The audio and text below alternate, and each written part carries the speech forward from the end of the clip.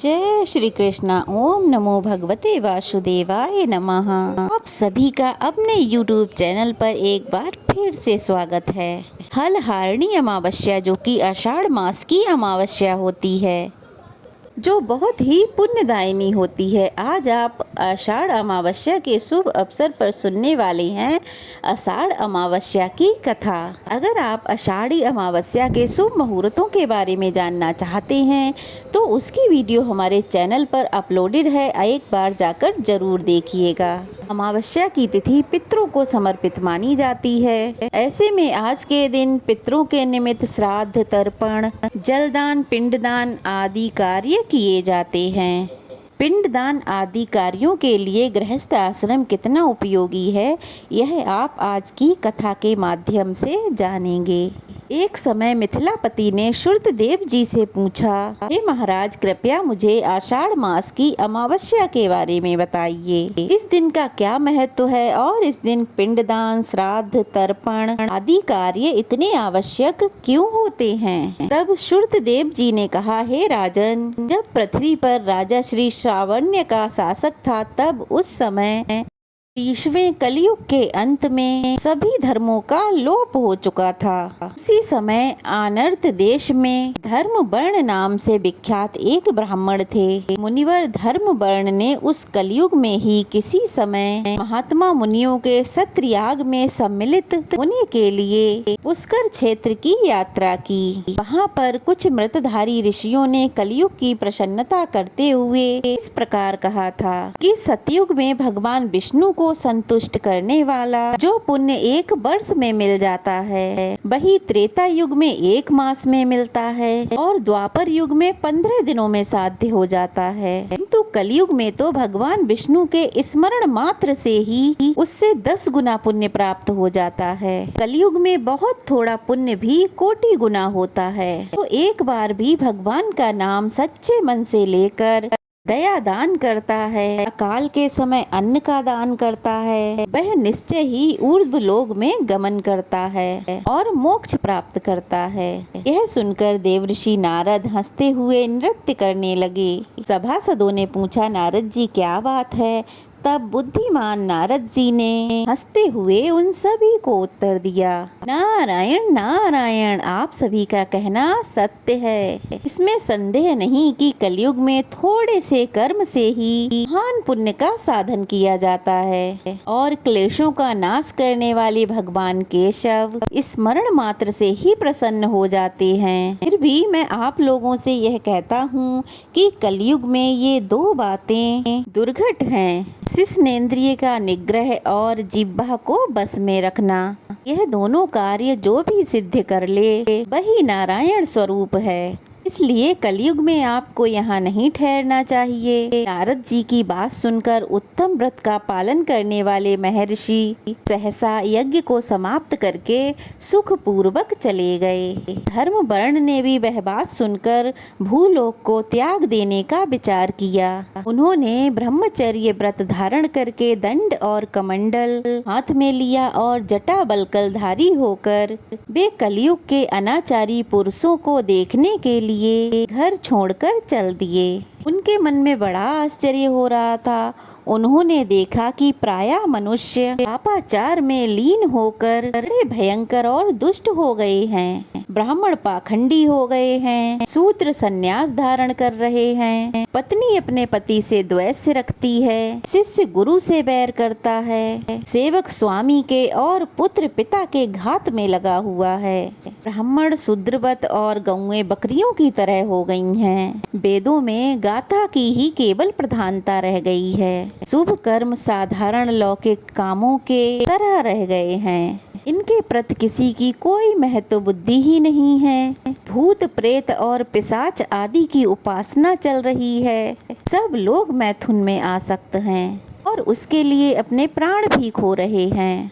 झूठी गवाही देने लगे हैं। मन में सदा छल और कपट भरा रहता है। कलयुग में सदा लोगों के मन में कुछ और, वाणी में कुछ और तथा कर्म में कुछ और ही है। सबकी विद्या किसी न किसी स्वार्थ को लेकर ही होती है और केवल राजभवन में ही उसका आदर होता है। संगीत आदि कलात्मक विद्याएं भी राजाओं को प्रिय हैं। कलयुग में अधम मनुष्य पूजे जाते हैं और श्रेष्ठ पुरुषों की अवहेलना होती है। कलयुग में वेदों के विद्वान ब्राह्मण दरिद्र होते हैं। लोगों में प्रायः भगवान की भक्ति नहीं होती।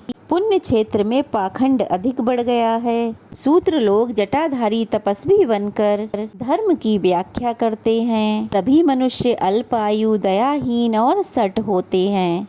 कलयुग में प्रायः सभी धर्म के विख्याता बन जाते हैं और दूसरों से कुछ लेने में ही उत्सव मानते हैं। अपनी पूजा कराना चाहते हैं और व्यर्थ ही दूसरों की निंदा करते हैं। अपने घर आने पर सभी अपने स्वामी की दोषों की चर्चा में तत्पर हो जाते हैं। कलयुग में लोग साधुओं को नहीं जानते, पापियों को बहुत आदर देते हैं। दुराग्रही लोग इतने दुराग्रही होते हैं कि साधु पुरुष के एक ढोंग का ही ढिंढोरा पीटने लगते हैं और पाप आत्माओं के दोष समूह को भी गुण बतलाते हैं। कलयुग में गुणहीन मनुष्य दूसरों के गुण ना देखकर उनके दोषों को ही ग्रहण करने में प्रसन्नता का अनुभव करता है।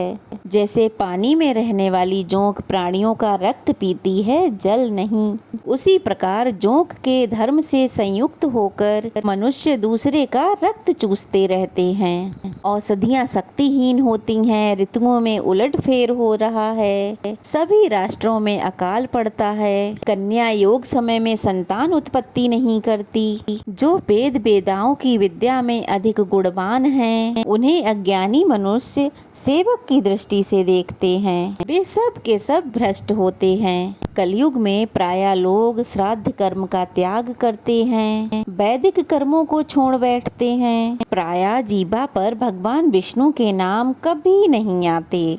लोग श्रृंगार रस में ही आनंद का अनुभव करते हैं और उसी के गीत गाया करते हैं। कलयुग के मनुष्यों में न तो भगवान विष्णु की सेवा देखी जाती है, न शास्त्रीय चर्चा होती है, न कहीं यज्ञ की दीक्षा है, न विचार का लेस है और न तीर्थ यात्रा है और न ही दान धर्म होते देखे जाते हैं। कितने आश्चर्य की बात है। यह देखकर धर्म वर्ण को बड़ा भय लगा। पाप से कुल की हानि होती देख अत्यंत आश्चर्य से चकित होकर वे दूसरे द्वीप में चले गए। सब द्वीपों और लोकों में विचरते हुए बुद्धिमान धर्म वर्ण किसी समय कौतूहलवश पितृलोक में गए। वहां उन्होंने कर्म से कष्ट पाते हुए पितरों को बड़ी भयंकर दशा में देखा। वे दौड़ते, रोते और गिरते पड़ते थे। उन्होंने अपने पितरों को भी नीचे अंधकूप में पड़े देखा। उन्हें देखकर आश्चर्यचकित होकर दयालु धर्म वर्ण ने पूछा, आप लोग कौन हैं? आपने ऐसे कौन से पाप किए हैं जिससे आपको इस अंधकूप में गिरना पड़ा? तब पितर कहने लगे, हम श्री वत्स गोत्र वाले हैं। पृथ्वी पर हमारी कोई संतान नहीं रह गई है, इसलिए हम श्राद्ध और पिंड से वंचित हैं और हमें यह नरक का कष्ट भोगना पड़ता है। संतानहीन दुरात्माओं का अंधकूप में पतन होता है। हमारे वंश में एक ही महान यशस्वी पुरुष है जो धर्म वर्ण के नाम से विख्यात है, किंतु वो भी विरक्त होकर अकेला घूमता फिरता है। उसने गृहस्थ धर्म को स्वीकार नहीं किया है। वह एक ही प्राणी हमारे कुल में बचा हुआ है। उसकी भी आयु क्षीण हो जाने पर हम लोग तो घोर अंधकूप में गिर पड़ेंगे, जहाँ से फिर कभी निकलना कठिन नहीं होगा। इसलिए तुम पृथ्वी पर जाकर धर्म वर्ण को समझाओ। हम लोग दया के पात्र हैं। हमारे वचनों से उसे यह बताओ कि हमारी वंश रूपा दुर्वा को काल रूपी चूहा हर दिन खा रहा है। क्रमशः धीरे धीरे सारे वंश का नाश हो गया है। अब एक तुम ही बचे हो। जब तुम भी मर जाओगे तब संतान परंपरा न होने के कारण तुम्हें भी अंधकूप में गिरना पड़ेगा। जैसे हम गिरे भरे हुए हैं। इसलिए गृहस्थ धर्म को स्वीकार करके संतान उत्पन्न करो। इससे हमारी और तुम्हारी दोनों की ऊर्ध्व गति होगी। यदि एक भी पुत्र बैसाख माघ में या फिर कार्तिक माघ में हमारे उद्देश्य से स्नान, श्राद्ध, दान करेगा तो उससे हम लोगों की ऊर्ध्व गति होगी और इस घोर नरक से उद्धार हो जाएगा। यदि एक पुत्र भी भगवान विष्णु का भक्त हो जाए, एक भी एकादशी का व्रत रखने लगे या एक भी भगवान विष्णु की पाप नाशक कथा सुनने लगे तो उसकी 100 बीती हुई पीढ़ियों का और 100 आने वाली पीढ़ियों का उद्धार होता है। वे पीढ़ियां पाप से ढकी होने पर भी नरक का दर्शन नहीं करती। दया और धर्म से रहित उन बहुत से पुत्रों के जन्म से क्या लाभ जो कुल में उत्पन्न होकर सर्वव्यापी भगवान नारायण की पूजा नहीं करते। इस प्रकार प्रिय वचनों द्वारा धर्म वर्ण को समझाकर तुम उसे तप्ती पूर्ण ब्रह्मचर्य आश्रम से गृहस्थ आश्रम में प्रवेश करने की सलाह दो। पितरों की यह बात सुनकर धर्म वर्ण अत्यंत विस्मित हुआ और हाथ जोड़कर बोला, मैं ही धर्म वर्ण नाम से विख्यात और आपके वंश का दुराग्रही बालक हूँ। यज्ञ में महर्षि नारद जी का यह वचन कि कलयुग में प्रायः कोई भी रसनेंद्रिय सुनकर और शिष्नेंद्रिय को दृढ़ता पूर्वक संयम में नहीं रखता, वह दुर्जनों की संगति से भयभीत होकर अब तक दूसरे द्वीपों में घूमता रहा। इस कलयुग के 3 चरण बीत गए। अंतिम चरण में भी अब 3.5 भाग बीत चुके हैं। मेरा तो जन्म भी व्यर्थ बीता है, क्योंकि जिस कुल में मैंने जन्म लिया उसमें माता पिता के ऋण को भी मैंने नहीं चुकाया। पृथ्वी के भारभूत उस शत्रु के समान पुत्र के उत्पन्न होने से क्या लाभ। वो पैदा होकर भगवान विष्णु, देवताओं तथा पितरों की पूजा ना करे। मैं आप लोगों की आज्ञा का पालन अवश्य करूंगा। बताइए पृथ्वी पर मुझे किस प्रकार और कलयुग से और संसार से भी बाधा प्राप्त नहीं होगी। धर्म वर्ण की बात सुनकर पितरों के मन को कुछ आश्वासन मिला। वे कहने लगे, बेटा तुम गृहस्थ आश्रम स्वीकार करके संतानों उत्पत्ति के द्वारा हमारा उद्धार करो।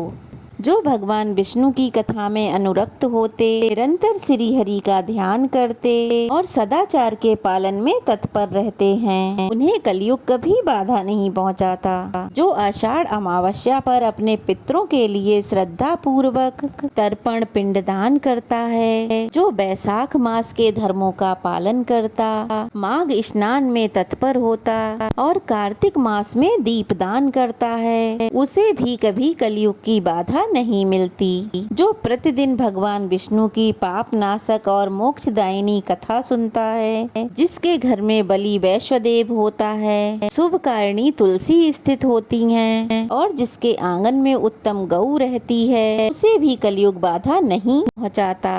इसलिए इस पापात्मक युग में भी तुम्हें कोई भय नहीं है। आषाढ़ मास की सभी तिथियां तो अपने आप में पुण्यदायिनी होती हैं। इस महीने की अमावस्या तिथि सबसे महत्वपूर्ण होती है। देवताओं और पितरों को वह बहुत प्रिय है। शीघ्र ही मोक्ष की प्राप्ति कराने वाली है। जो उस दिन पितरों के उद्देश्य से श्राद्ध करते, जल से भरा हुआ घड़ा पिंडदान करते हैं, उन्हें अक्षय फल की प्राप्ति होती है। इसलिए पुत्र तुम शीघ्र जाओ और जब अमावस्या हो तब घड़े सहित श्राद्ध और पिंडदान करो। सबका उपकार करने के लिए गृहस्थ धर्म का आश्रय लो। धर्म, अर्थ और काम से संतुष्ट होकर उत्तम संतान पाकर फिर मुनि वृद्धि से रहते हुए सुख पूर्वक दीपों में घूमो। पितरों के इस प्रकार आदेश देने पर धर्म वर्ण शीघ्रता पूर्वक भूलोक में गए, जहाँ पर उन्होंने आषाढ़ अमावस्या आने पर प्रातःकाल स्नान करके देवताओं, ऋषियों तथा पितरों का तर्पण किया।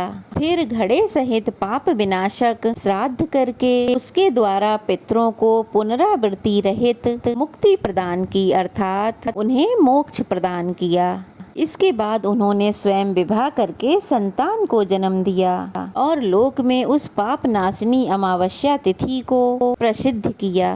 इसलिए सभी गृहस्थ जनों को अपने अपने पूर्वजों और अपने अपने पितरों को मोक्ष प्रदान करने के लिए हर अमावस्या तिथि पर श्रद्धा पूर्वक अपनी सामर्थ्य के अनुसार दान दक्षिणा देनी चाहिए और उनके नाम से जलदान, पिंडदान आदि काम करने चाहिए। उम्मीद है आज की कथा आपको पसंद आई होगी। वीडियो अच्छी लगी हो तो लाइक करना मत भूलिएगा और नए हैं तो चैनल को भी सब्सक्राइब कर दीजिए। फिर मिलते हैं, तब तक के लिए जय श्री कृष्णा।